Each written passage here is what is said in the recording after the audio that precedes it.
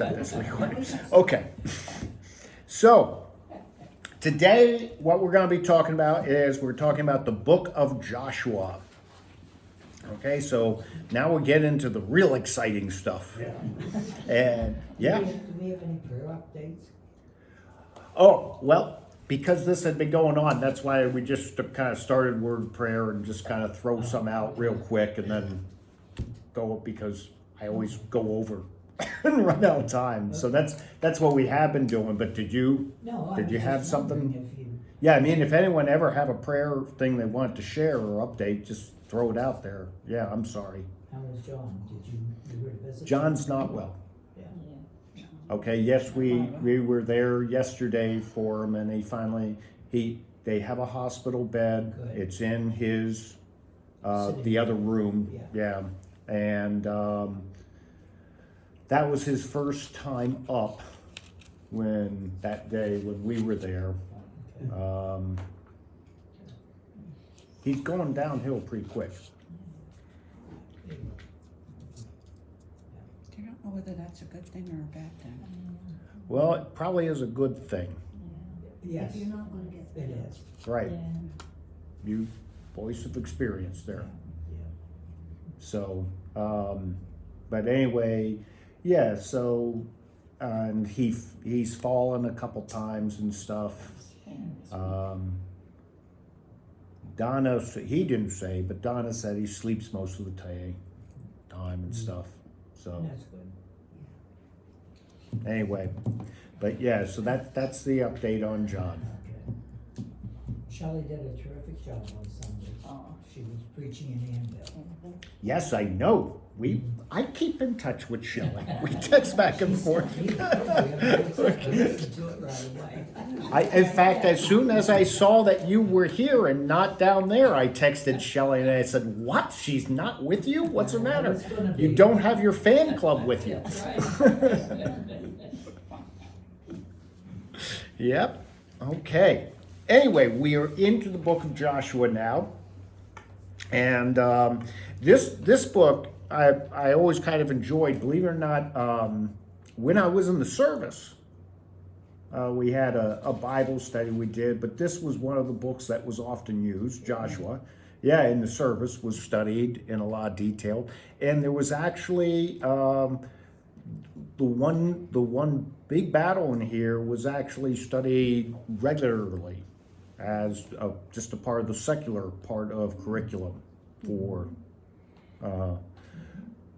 commanders and stuff, and for battalion commanders. So it's a book that's pretty exciting military-wise and in that area, but it does have some important theological elements, and we'll be kind of taking a look at those. Remember, we do a big overview, so if there's something in particular, always, if there's something in particular that you've read through or something that has raised a question mark or that you really find fascinating, please do not hesitate to stop me, to tell me to shut up, whatever. Audrey will hit me, make it happen. And, put it out there, and we can talk about it, since we're always doing these big overviews on the books. So the title of this book is Yahweh Saves. And that was the title that was originally given to Joshua. And once we get past the first 5 books of the Bible, what happens now is you're past the old Hebrew text. These books start being right in what's kind of called the Middle Hebrew type language. Old Hebrew, just so you understand why when I'm talking Old Hebrew, the symbols are a little bit different, and they had no vowels. So when you look at an Old Hebrew manuscript, it's just a bunch of consonants, and they all run together. And they don't have the spacing that we think of between words or anything like that. And really, since it's Hebrew, it goes this way. But they all run together, and there were no consonants in the Old Hebrew. In kind of what we'd call Middle Hebrew language, you start having little designators for kind of to put in their different accent or different tense on a word, and sometimes to mean a different word. So one root can mean multiple words depending on where the accent is and over which consonant is. Later on in Middle Hebrew, by the time we're getting into 2 Samuel and Chronicles and Kings, then they're adding vowels, and you start having more vowels in the manuscripts, and it starts looking more and more like the Hebrew we know or see. And by the time we're into the coming back from the exile, then it really looks like the Hebrew we're used to and stuff. So in the Old Hebrew, they weren't too imaginative. They took whatever the first sentence was, and that became the title. Now, they're a little more imaginative. They're not just using the first sentence. Okay? They're using so they have a title over basically the name of the main character or characters. Later we'll see judges, the reason for judge, because that's the main characters. It's all about the judges during the thing. But this is, so Yahweh saves, and that's really Joshua's name that they're laying out. And in the Greek, the title Joshua itself in the Greek just becomes the Lord saves. That's really what Joshua ends up being. And Joshua itself is actually coming more from the Greek than it is from the Hebrew.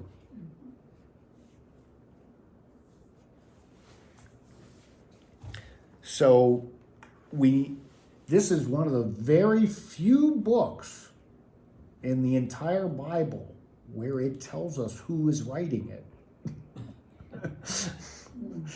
And in verse 20, chapter 24, 26, at the end of the book, it says that, and Joshua recorded all these things.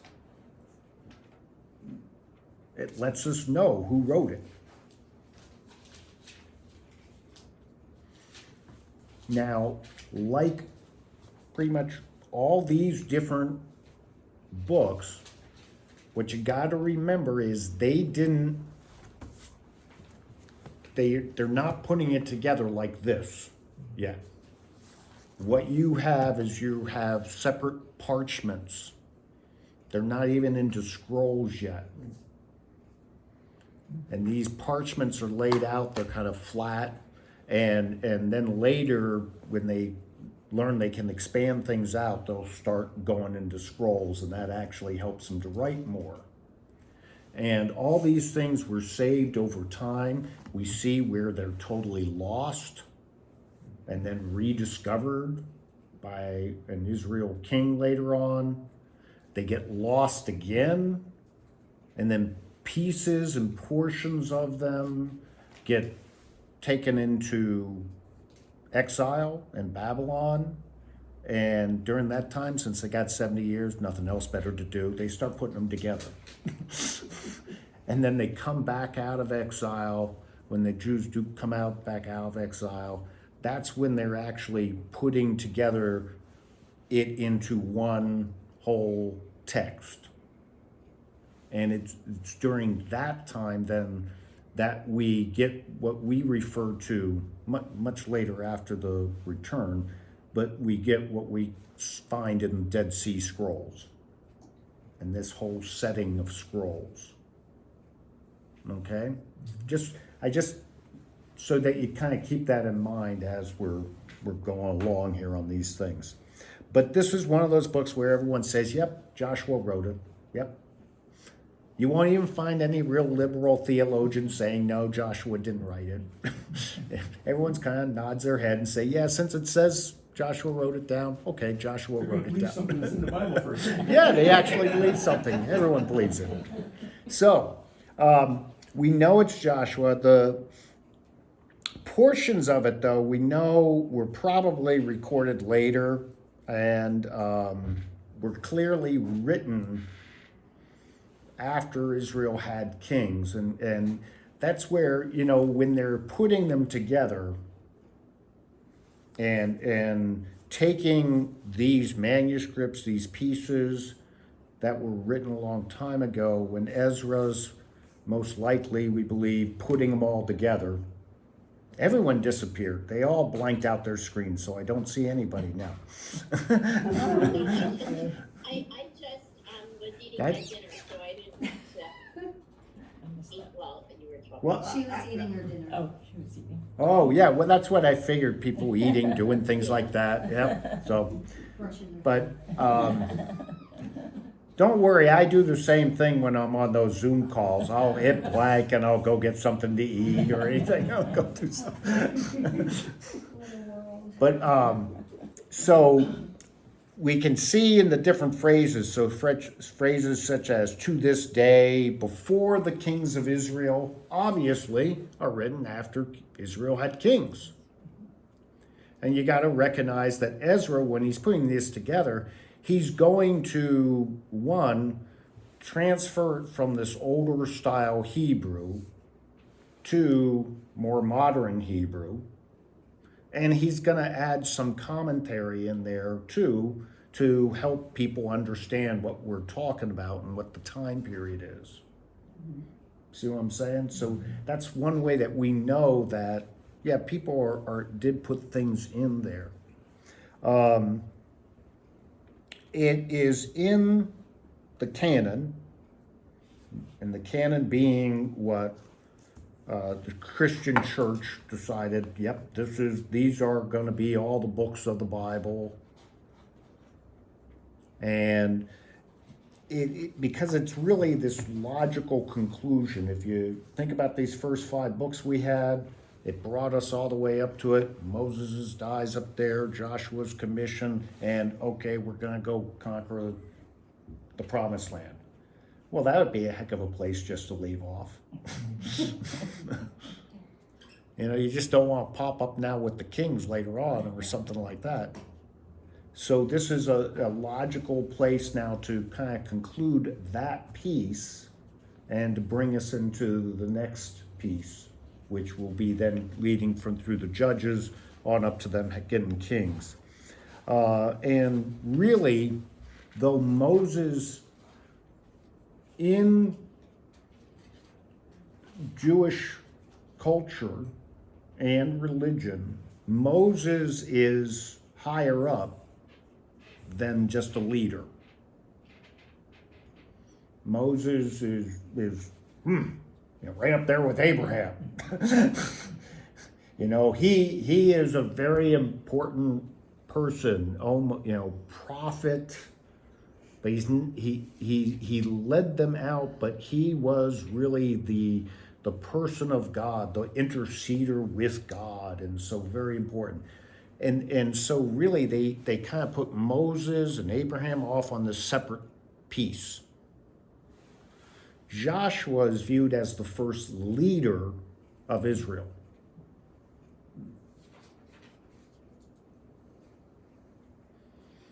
Even though Joshua succeeds Moses, they don't look at Joshua as being a prophet.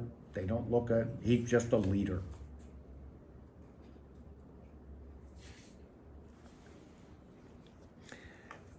Now, theologically, where this fits in is this God fulfilling his promise, and it shows God's, God is working on this relationship with Israel, and he desires this relationship with Israel, and he's carrying through on everything he promised and what Israel promised to God when they made that covenant that we talked about last week. And they enter into that covenant agreement at the end of Deuteronomy. And so we see that part. So this is understanding it's a relationship type God that we have. It's not just some distant God that says, go conquer the promised land, See you later. Check in with me when it's done, you know. God interacts with them throughout this whole process. And the whole idea of success and salvation, we see, solely rests with God. It's not a thing of the work of the Israelites and of anything they're doing. It is a salvation of God.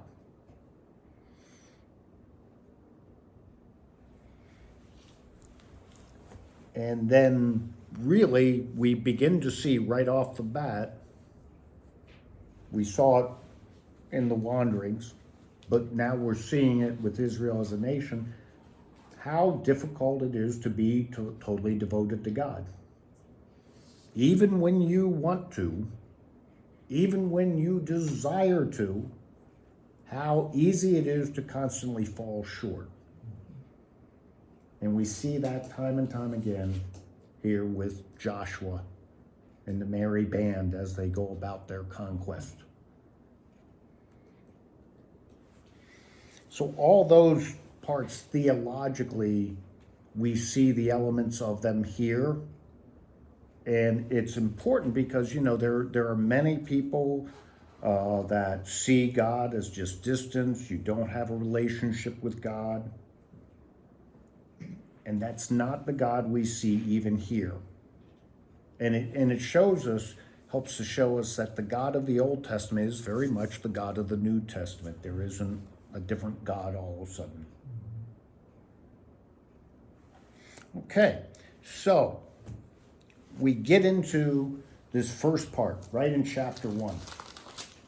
And we got they recount the death of Moses, so you see it tying to the Deuteronomy, and then they go from the death of Moses, and Joshua is commissioned to enter into the promised land, and he goes from there, and verse 8 becomes a very important verse right there in chapter 1, verse 8. So would someone just read that, verse 8? Keep this book of the law always on your lips. Meditate on it day and night, so that you may be careful to do everything written in it. Then you will be prosperous and successful. All right. And the book of the law that he's talking about is that which we just saw in Deuteronomy that talked about Moses writing it all down. And then they recited it all to the people. And they made the big covenant. And that's the book of the law that he's talking about.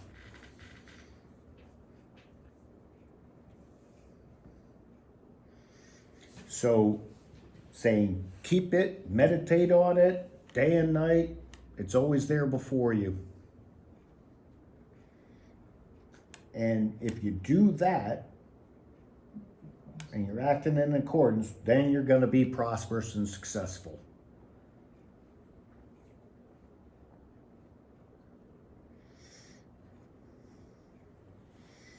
Okay, so we get that first, really tying it in. This is the thing you got to keep, got to focus on. In verse 6 there, he encourages them to be strong and courageous, for you shall put this people in possession of the land that I swore to your ancestors. And then reinforces, only be strong and very courageous. We go from courageous to very courageous. Being careful to act in accordance with all the law that my servant Moses commanded you.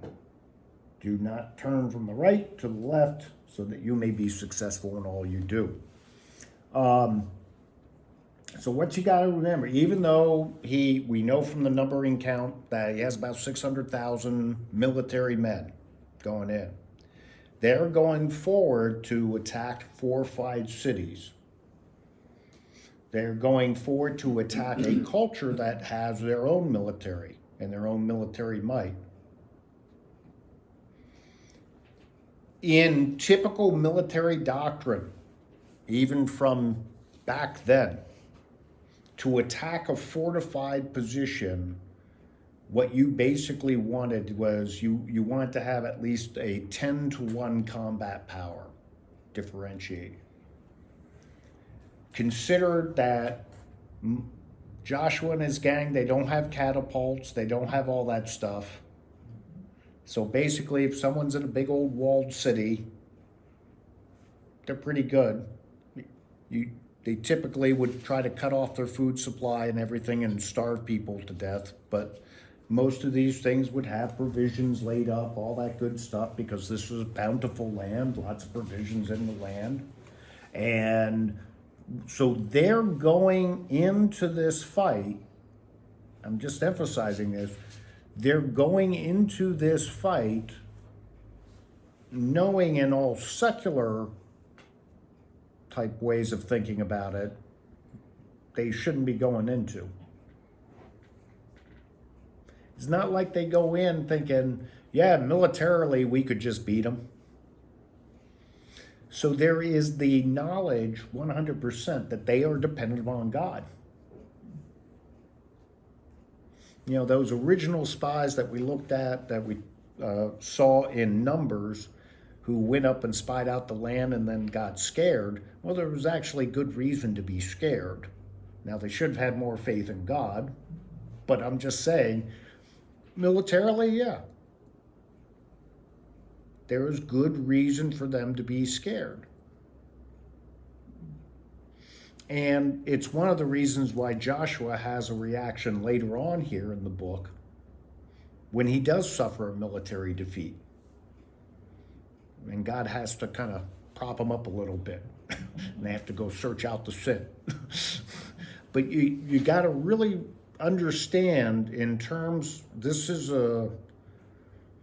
they are going out at it with an extreme disadvantage. Extreme disadvantage. They don't, combat power's not in their favor at all. Yeah. Weren't the walls thick? Well, walls typically were multiple layers. Yeah.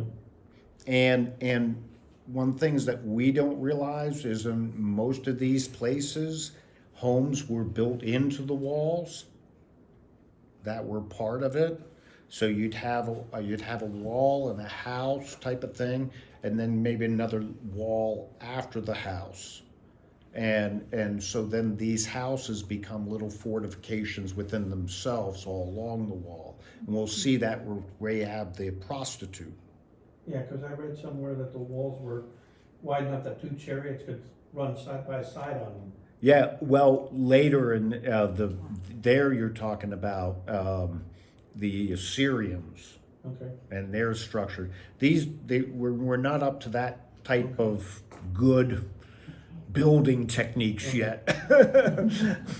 But they were typically multiple walls, and Jericho, we know, did have a 3-wall tier to it, not just a single wall.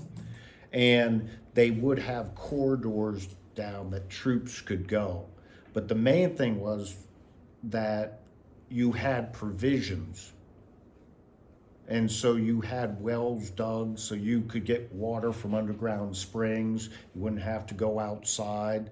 And they could actually have a little bit of farmland sometimes in the larger areas enclosed. And that, then if someone attempts a siege, they're talking about trying to last for a year or more in a siege.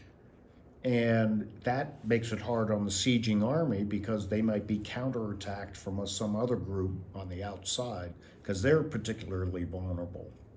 Because to surround the city, you spread out your force, and now you've weakened your force if you get attacked in any one place. So there's, they really are going in at a tactical disadvantage in what they're doing, and that they're talking about hitting successive fortified cities, one right after another, makes it real. So this is, if you think about this militarily, this is like when God takes Gideon later and he says, here's 300 guys, go attack 10,000. This is kind of on the same type of level. It really is. And people don't think of it that way. They just think, oh, mass horde, go across. You know, but it's not that at all. So they are really 100% wholly dependent on God. And their faith to go in and do this, they are really demonstrating a lot of faith just to say, yep, we'll go forward and make this happen now. So that, that's kind of the first big part. Get it? And those are those verses about being strong and courageous, that's big part. And then the keeping the book of the law in your mind, meditating on it day and night, don't let it depart from your mouth. That's the way to be prosperous and successful. So being dependent on God and laying it out there.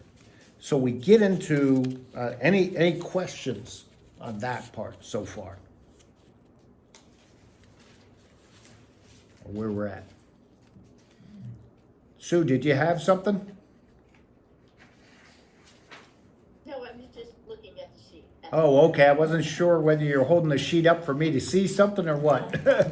Okay. I'm sorry. No, that's all right. You don't have to apologize. So first we get into so they cross and they make the big heap of stones, the 12 stones that they were told to make. And they also make an altar of uncut stones. And they do some sacrifices, giving praise to God. And the stones there mark it as a memorial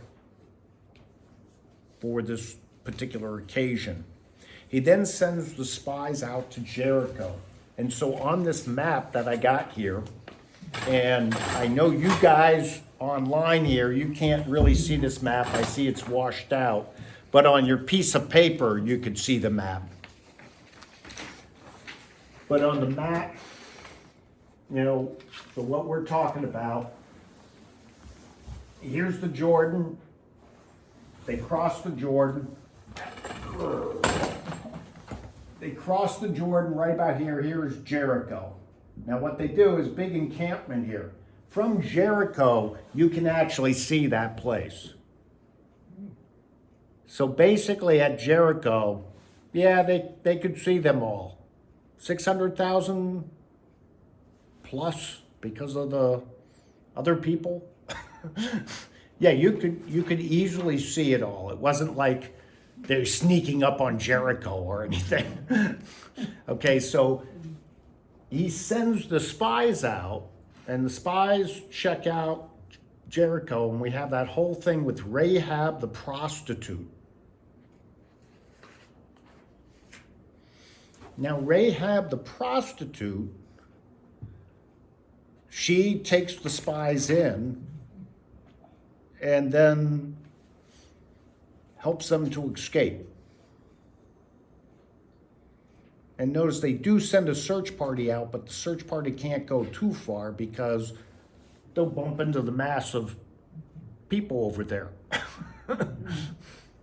So they're just going around, and they go around, and then they come back up, can't find them, and then the two spies, the two guys being spies, they come back to the camp. Now, does anyone remember or recall where Rahab pops up again in the Bible? Not in Joshua, but later on. Birthline of Christ. Huh? Birthline of Christ. The birth line of Christ. Ain't that neat?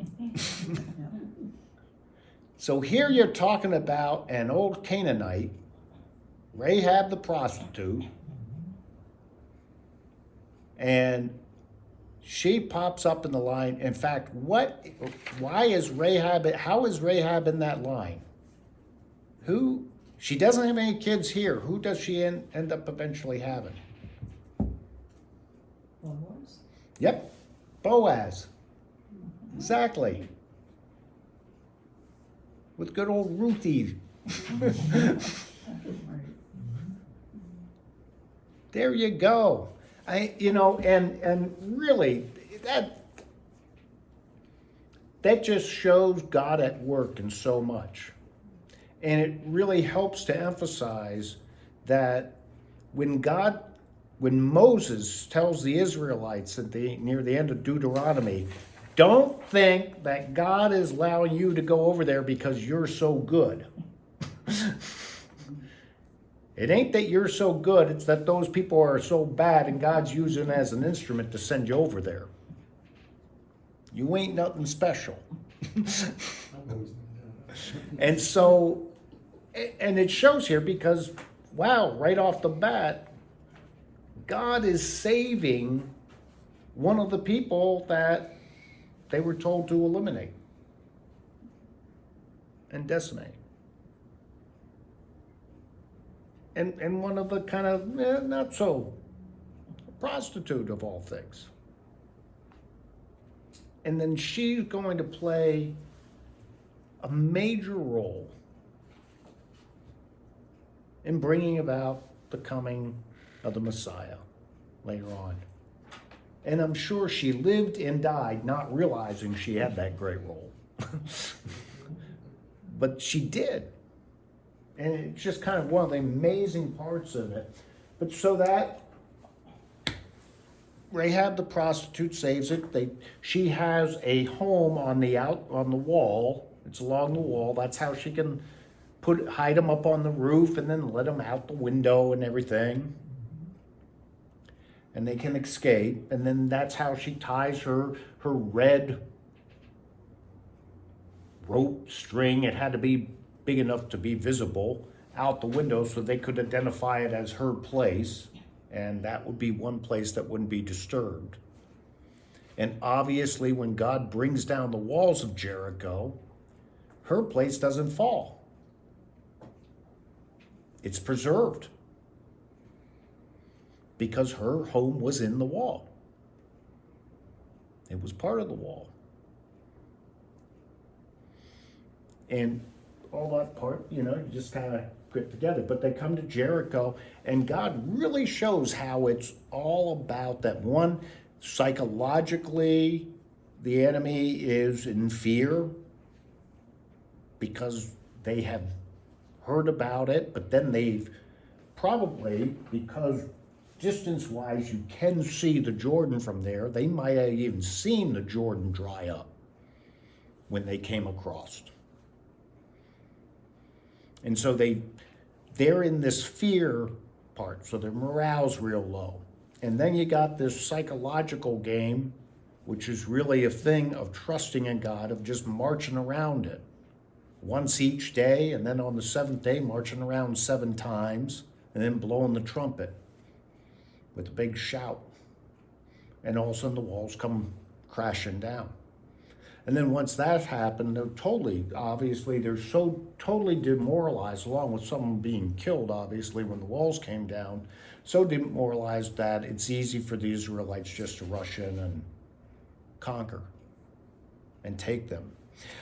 This picture in your sheet at the bottom, that's actually the archaeological ruins of Jericho from the air. And that kind of begins to give you an idea of these weren't square. They weren't, a lot of times they were more like an oval shape, and even Jerusalem ends up becoming more ovally shaped with the walls originally.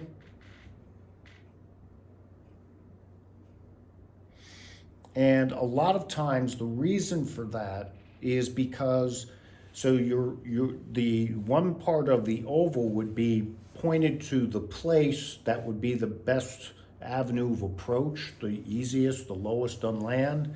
Your other walls would be on areas that would be heightened to make it more difficult to come up, and then successively back through that oval shape. Your most important part, typically the king and the king's place, would be at the tail end.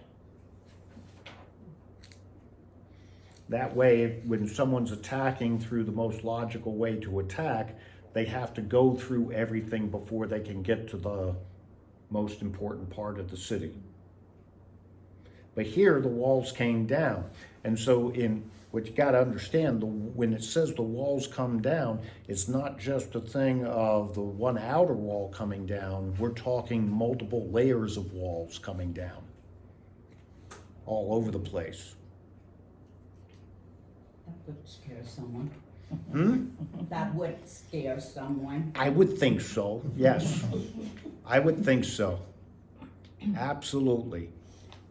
You know, the red ribbon reminds me of, you said nothing was touched. Yeah, her house remains untouched. Almost like the blood of the lamb on Exodus, you know? That's what it reminds me of. You know, That's the an red interesting and thing red. for it to remind you of, yeah. You know, do not touch. Yeah, well, that's true, yeah, the way you put the, yeah. Well, that's an interesting thing for it to remind you of, yeah. Very good. Any other thoughts? Okay, so in this first conquest of Jericho, right here, right at the very beginning,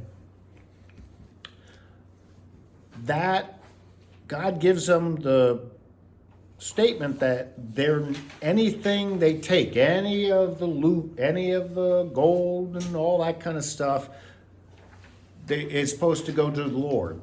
It's supposed to be God. It's not supposed to go into their own pockets. The way armies operated back then and the way the soldiers got paid was they got paid by whatever booty they could take. That was their pay, typically. But here, what God's saying, okay, this is the first thing, so all of it comes to the Levites. And it's all going to be dedicated for the tabernacle. And all the animals they're supposed to kill. All the people they're supposed to kill.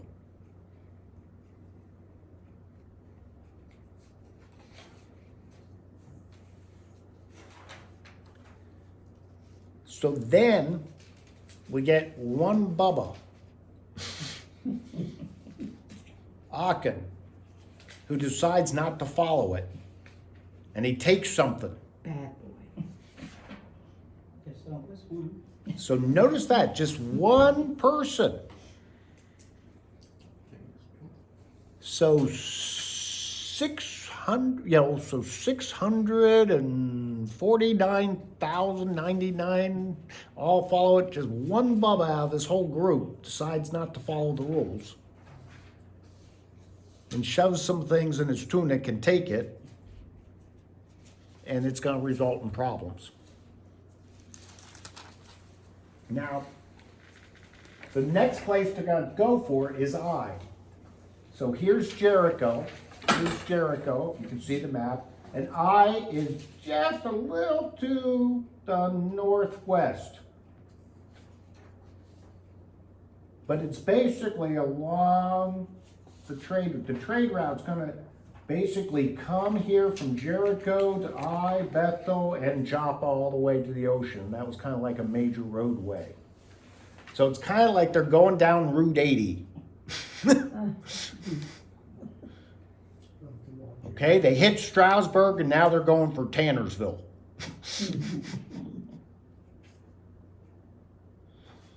Or maybe Bartonsville was in between here and Tannersville. So yeah, okay, Strasburg, Bartonsville. Yes. What? Sue, you're waving. Oh, no, I just said, no, thank you, I forgot I was muted. I was like, oh, they can stay out of Martinsville. Well, that's probably what a lot of people, well, they think, okay, Jericho was easy, God's real good, so we'll just send a couple thousand up there to go get Ai. Not a problem. We got it. And they go up there to Ai, and the king of Ai takes his forces out, sees them coming, and he goes storming out of his fortress city and goes attacks them. You know, because the best defense is a good offense, so you're going to go out and he does a big attack, and guess what? He beats them. And 36 of them died. Just 36 out of it. That's not too bad out of that, but 36 of them die in it, so they must have really been running away. And Joshua goes into a panic. Joshua just goes into a big old panic over this whole thing. And I want to know where I'm at here by now.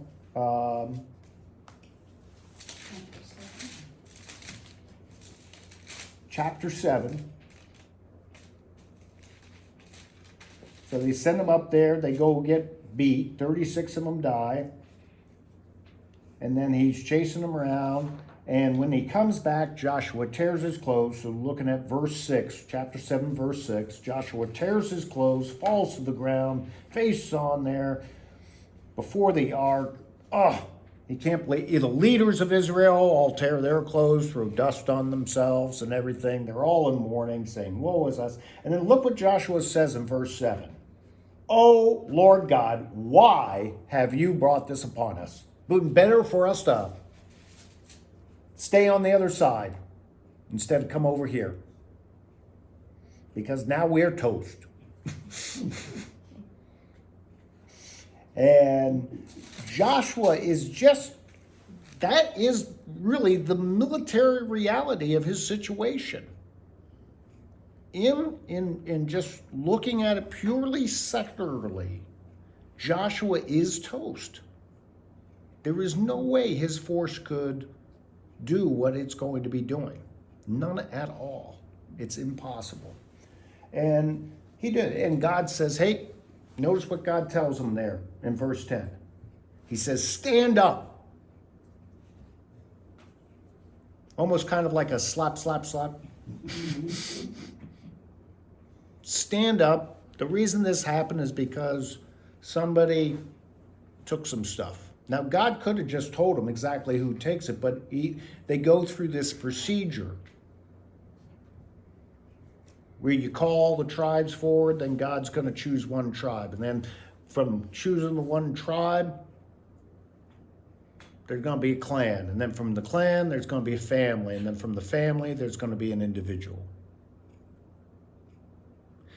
Now, it's not shown in here. It just says God chose. Does anyone, and this would be tied to the Old Testament thing, how they figure out who God was choosing back then, or what God was choosing back then? Lots. Lots. Remember in the high priest, the Urim and the Thummim, and that's what they were, the decision. So the high priest had been standing there, and either rolling dice or they had a type of slot, and God's choosing that one. But it really is God doing it and choosing it, because it narrows it right down to good old Achan. And Achan, Joshua asks Achan to confess. Achan confesses. They go to his tent. They find the stuff. Now, in our day and age, what would have happened in our day and age? Smack their hand and put them back out on the street. We can, but think, he confessed. Oh, so set them free. He confessed. Yep, okay, I'm caught, you're right. And he kind of confesses and he says, yep, I did it. Chop his left hand off. But here, what do? They gather up everything. Because God says, make sure you destroy the guilty party and all the party owns. So that is him, his wife, all his kids, his tent, his dog, his cat, his hamster. No, but His mother and father. it is any animals he has. She asked Mom and Dad too. Well, not his mother and father, but all he owns. So he's of age, but I mean, all those people get thrown in a big old pit, stoned to death, and then just to make sure we didn't miss anything, we burn them. And then pile a bunch of rocks on top of them. Big rock concert. What do you think of that harshness? Sounds a little over the top to me. Just a little? Yeah. Why do you think God instructed Joshua to do all that? to do it that way. He didn't want any contamination. Okay, no contamination, right, Didn't want anybody else to do it again. okay. To see if Joshua would obey. Okay, Joshua obeying it. Joshua did, yeah, he did obey it. Yep. Those are all good reasons. You know, one thing that people don't think of is in stories like this where it seems just so bloody harsh and so thing. We don't know the person's heart. God does. So there is that part. Then we say, well, gee, what about the poor little kids, you know? 1 minute they're just kicking a ball around or something. Next thing they're thrown in a pit and stoned to death. That seems rather harsh. Not harsh, it seems obscene. But God also takes care of all the innocents. Mm-hmm. And one thing we do, we think of just this time. God thinks of eternity. God promises that all will have the chance for eternal life, even when we don't know how that's going to happen. So I am sure God took care of them even in their death and even in the midst of a harshness. If that makes any sense. He didn't stop loving them for what they've done, Right. but there had to be a consequence for the behavior. Yeah, and God is setting a standard for them up front. This is it. I tell you to do something, you do it exactly. Now this is kind of like Ananias and Sapphira later on in the New Testament. Yeah, we gave you everything. No, you didn't. Yeah, he bites the dust and then she bites the dust. I don't know, that's that. It's like, wow, that was harsh, you know. Yeah. What a way to cut down on church membership. You know?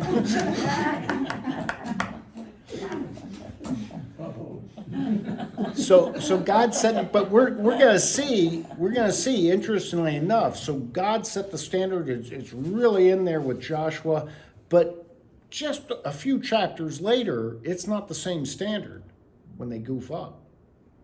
They're not wiping out the sinners and doing things, especially when Joshua makes the mistake. Well, as I remember, there was two in the Garden of Eden that disobeyed God. Yeah. God could have just said, "You're out," done. Yeah, he makes them close and Yeah. everything. Yeah, he puts them out of the Garden of Eden, but God doesn't like disobedience. He doesn't like it. Yeah, but remember, he puts them out of the Garden of Eden for their own good, so that they don't live in eternity in sin. Mhm. Why not start over with new sand? Yeah. Start over with new sand. Yeah. Why not? Why not? Oh, start up? Well, that's, some people ask that question. Yeah, when we were talking about that, when we were talking about Genesis. Mm-hmm. Why not just start over? Well, that shows God's love for us. That God loves us so much that he's saying, I don't like this, just wipe them out, let's start again. That he wants to make it an opportunity for us to be saved, for that sin to be wiped out, and do it in our own free will. So we were made in the image of God. We weren't made as robots, just to do what we're programmed to do. And that's the neat thing. That really shows a love too, that God's going to make someone that can disobey, that can disagree, that cannot understand sometimes and things. That's, wow, where you didn't have to do that. The thing about Ananias and Sapphira, though, God doesn't like anybody going against the Holy Spirit. And he says that if you do anything against the Holy Spirit, you're in contempt of damnation. Right. And Ananias and Sapphira lied against the Holy Spirit. So God said, "You're done. Hit the button." Yeah, well, that is one way. Yeah, and when we get That's And so, Steve, hold on to that thought. So later on, probably about October, November timeframe, when we're in the New Testament. Yeah, we can cover that. But so let's get back. So they get defeated, they find the sin, and then God says, yep, you can go on. Now here we got really an unbelievable, brilliant piece of military strategy that's done. And this is the battle that's actually seriously started. I don't know if it still is, but it's one of the battles that's studied in the Army in pre-command course. And I used to teach it in the captain's course and stuff, but we used it in the colonel's course and everything. It's really one of the great battles. So I'm gonna flip this over temporarily, and hopefully I can use colors that you can see on that thing. So you got I here.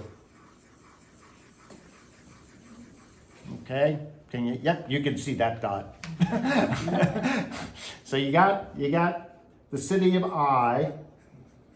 You got Jericho about here, and that's just out of the thing. Let me move that so the camera can see it for them. Can you guys still see when it's at that angle? Okay. So what he's gonna do is, because they saw them come trumping up highway, Interstate 80, and said, oh, let's go chase them out before. He says, well, let's play on that.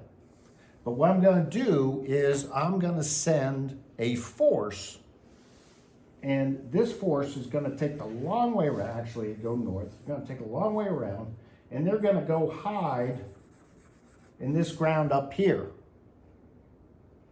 and be in hiding. And so this force comes up and hides in here, and then what he has is he has another force that comes down south and hides here, and then he trumps us out with the smaller force, just very similar to last time. King of Ai sees it. King of Ai comes racing out with his force to attack them,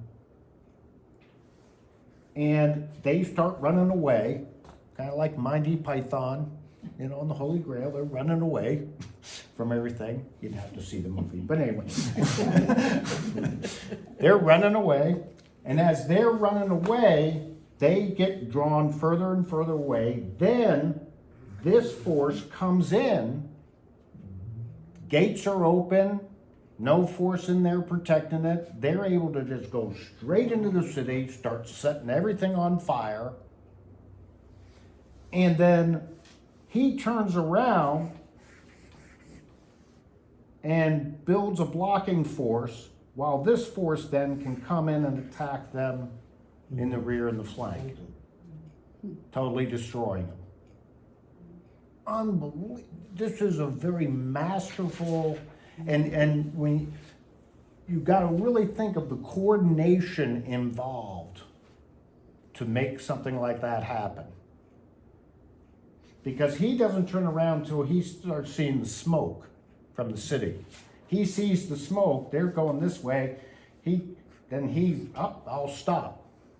And I'll form the thing because the smoke's coming up. And as soon as he stops, then this force understands to come up and hit him on the side. Unbelievable. So they destroy the whole combat power of the Ai thing outside of Ai. And then they're able to take the city. And unlike Jericho, its walls doesn't fall down. Because remember, they're moving in and progressively taking. Remember, one of the promises God said, you're gonna move into homes that you didn't make. You're gonna move into, have fields that you didn't plant. And you'll reap the harvest of all of them. So they're not laying waste to every single city that they come to. It was mainly just Jericho. All the rest they gotta try to capture intact. So that's the one little brilliant piece of military strategy.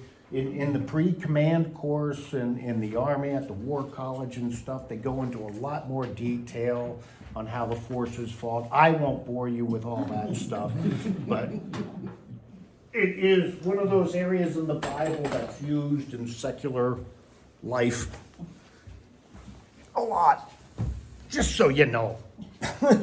Just so you know. So then, you get, now what happens is the campaign ended up getting divided into two halves, okay? So the first part of the campaign is the southern campaign. And if you look on your map there, on that southern campaign, they go down south.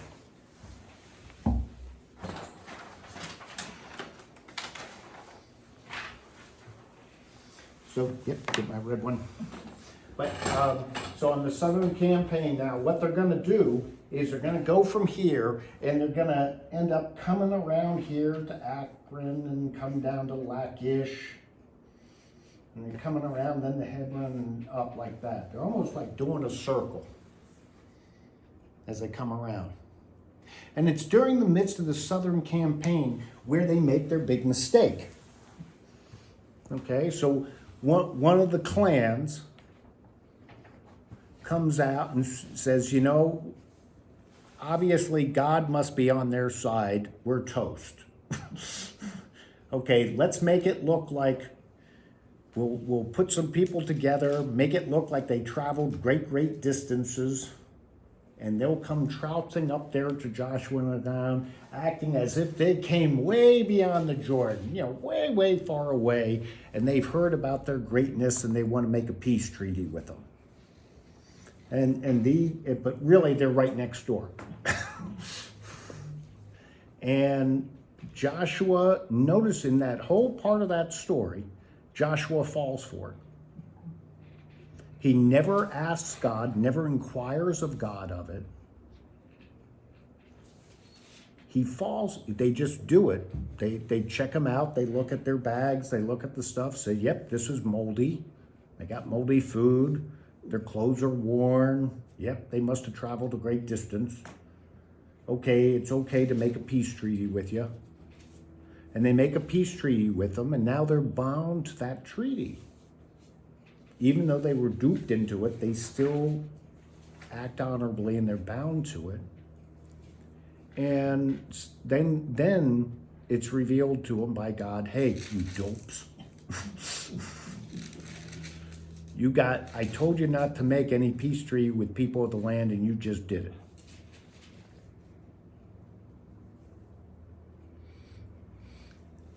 Well, okay, now they're going to be their slaves and servants forever, but as we will see later in Judges, that doesn't work out too well. And just like God told them it would be, there'll be thorns in their side and make problems for them pretty much all the rest of their time. So then after the southern campaign, then we go to northern campaign. And the northern campaign is pretty much a straight shot, and it just goes straight up from about where I is and straight up north. All the way up past what's the Sea of Galilee to that area. And they conquer all those and take them down. And one of the things you can notice literary-wise in Joshua, the descriptions of the battle gets less and less and less and less and less. And pretty soon it's, well, we went to this place, then that place, then that place, then that place. But God's giving them all into their hand. They're taking them all. And then we get to the great dividing of the lands. And they're divided out. Now, one of the problems in Joshua, and we'll see it come up in Judges, is they don't they don't conquer everything. They were supposed to go all the way up to this place called Sidon and conquer all of this thing. Remember, what God had given them as land went from the Sinai And it went all this area, supposedly all the way over to the Euphrates, which would place them in modern day Iraq, and then come up all the way north here, and he made the northern boundary about up here around Sidon. They only get up here just to about Hazar. And they don't finish the conquest. They don't finish the conquest. And that's going to come back to haunt them later on.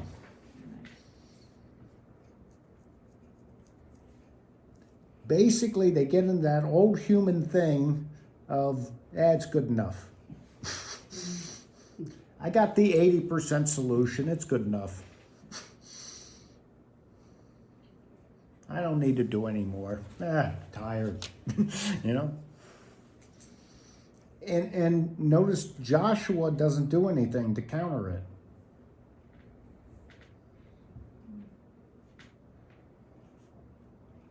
And so then we go into the dividing of the land. They divide out all the land. The half tribe of Manasseh. Ephraim, they get to go back across and get the land that was promised them. And voila, each of the tribes go to their little section, and that's where we basically leave good old Joshua in the book of Joshua. And it sets the stage for later on.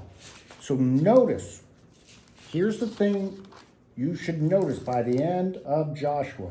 So Joshua gathers all the tribes together in chapter 24. I'm in chapter 24 now.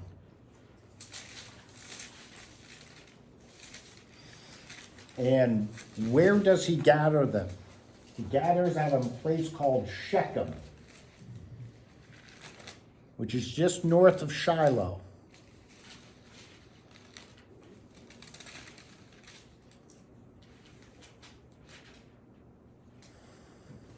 What does Shechem later become? Does anyone know?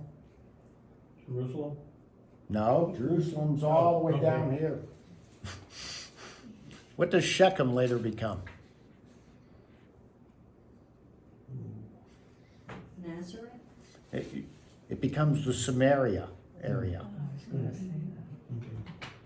And this becomes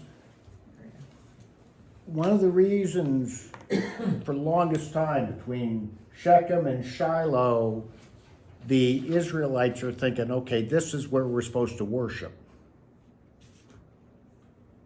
Because Jerusalem ain't really a happening place yet.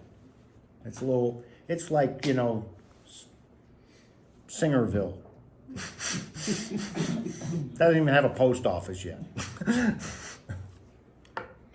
Actually, you correct Singertown. Okay, Singertown. But it's like Singertown. Doesn't even have a post office yet.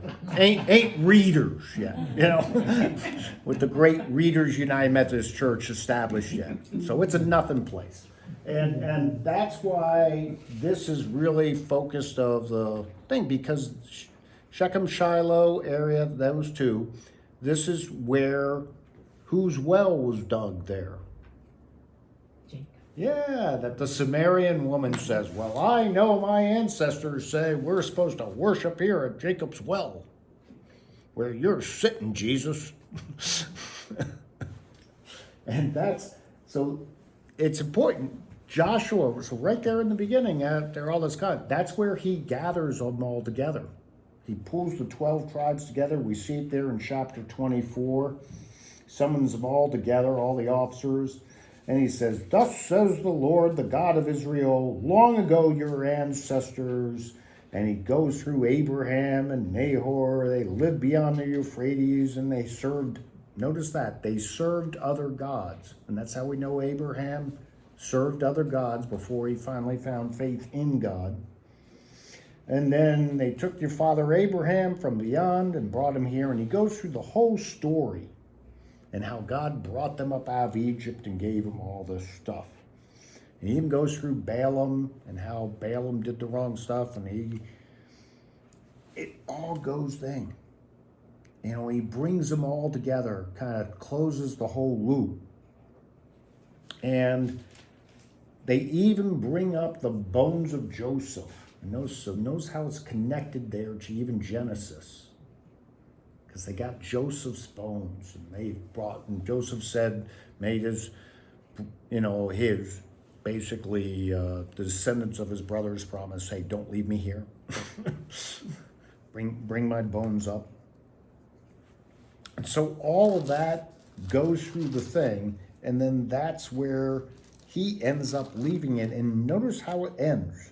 Verse 33, Eleazar, son of Aaron, died, and they buried him and gave him the hill country given to him, country of Ephraim. And that's it. The end. So so good old Joshua bites the dust, and so does Eleazar the priest. And that's it. So there was no leader after Joshua. So what you got to understand, there is no central government. There is no central government. Each tribe is on their own. There's no carry on, okay, I'm Joshua dead, here's the next Bubba. It's just done. So they're just kind of hanging there. Each tribe goes to their little place, and they are ruling unto themselves. And the way that kind of stuff worked is you got to understand, so tribes are divided by clans. And the clans are divided by families. The senior member in each family is the person in charge of that family. And then the senior leader of the family is the one in charge of the clan. And then the senior in terms of age, the senior person in each clan is the one in charge of the tribe. I still don't see that over in Scotland and stuff, right? Yeah, that's how that worked. But even the tribes though are very decentralized.